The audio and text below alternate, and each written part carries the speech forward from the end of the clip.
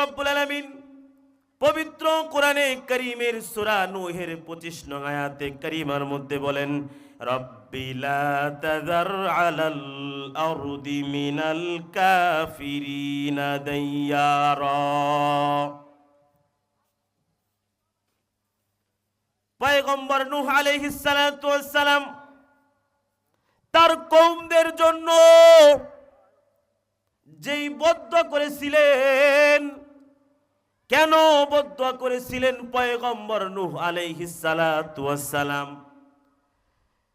পয়গম্বর নবী নূহ আলাইহিস সালাতু ওয়াস সালাম লোকদেরকে, তার কওমদেরকে আল্লাহ তাআলার দিকে আহ্বান করতেছে, আল্লাহ তাআলার দিকে ডাকতেছে। কিন্তু লোকেরা পয়গম্বর নূহ আলাইহিস সালাতু ওয়াস সালামের কথা শুনলো না, কেউ তাকে মানলো না, বরং উল্টা তাকে নানাভাবে কষ্ট দিতে লাগলো, অপমান করতে লাগলো। আল্লাহর নবী নূহ আলাইহিস সালাতু ওয়াস সালাম তখন সেই কওমের জন্যই বদদুয়া করেছিলেন। সূরা নূহের 25 নং আয়াতে দোয়াটি এইভাবে করেছিলেন, রব্বি লা তাযার আলাল আরদি মিনাল কাফিরিনা দাইয়ারা। হে আল্লাহ পাক রব্বুল আলামিন, আপনি এমন গজব নাজিল করেন, এমন গজব যাতে করে জমিনের মধ্যে একটা কাফিরের বংশও যেন অবশিষ্ট না থাকে।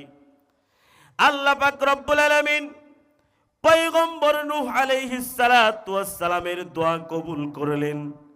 আল্লাহ পাক রব্বুল আলামিন পয়গম্বর নূহ আলাইহিস সালাতু ওয়াস সালামকে ডেকে বললেন, হে নূহ, অতি সত্যই এক প্রলয়ঙ্কারী তুফান এসে সকল কাফিরদেরকে ধ্বংস করে দিবে।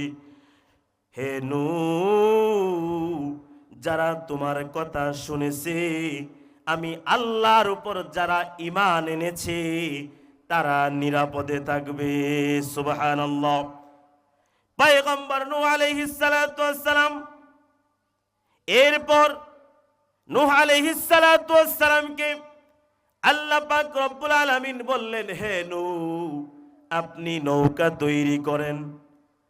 আল্লাহর নবী নূহ আলাইহিস সালাতু ওয়াস সালাম নৌকা তৈরি করলেন।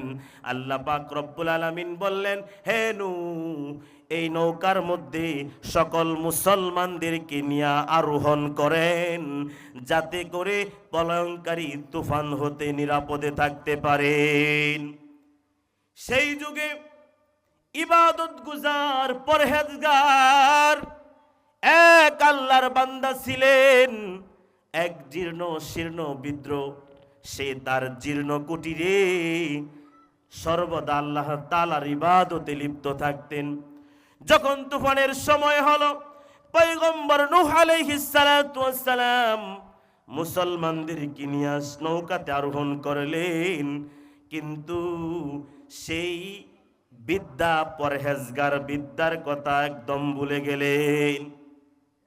আল্লাহ পাক রব্বুল আলামিনের নির্দেশে যথা সময়ে তুফান শুরু হলো, প্রলয়ঙ্কারী তুফানের করাল গ্রাসে সকল কাফিরদেরকে ধ্বংস করে দিল। সব কিছু ধ্বংস করে দিয়ে এক সময় তুফান শেষ হলে পয়গম্বর নূহ আলাইহিস সালাতু ওয়াস সালামের মনে সেই বিদ্যার কথা মনে পড়ল এবং তার জন্য দুঃখ হলো। পয়গম্বর নূহ আলাইহিস সালাতু ওয়াস সালাম বিদ্যার সন্ধানে, পরহেজগার বিদ্যার সন্ধান করার জন্য তার বাড়ির দিকে চললেন। বাড়িতে গিয়ে দেখতে পেলেন বিদ্যা পরম শান্তিতে আল্লাহ তাআলার জিকির করতেছে। সুবহানাল্লাহ। পয়গম্বর নূহ আলাইহিস সালাতু ওয়াস সালাম আশ্চর্যান্বিত হলেন, অবাক হলেন।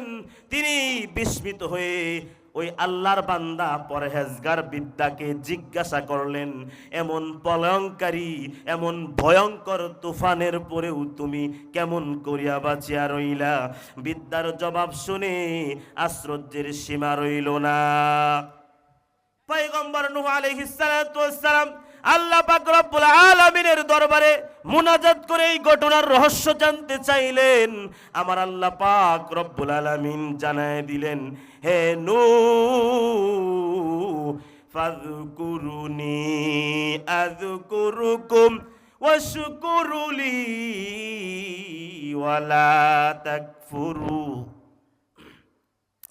যেই বান্দা আমাকে স্মরণ করবে আমিও তাকে স্মরণ করব। হে নূহ, এই বিদ্যা আমার জিকির ভুলে থাকে নাই, এই বিদ্যা আমাকে ভুলে যায় নাই। আমার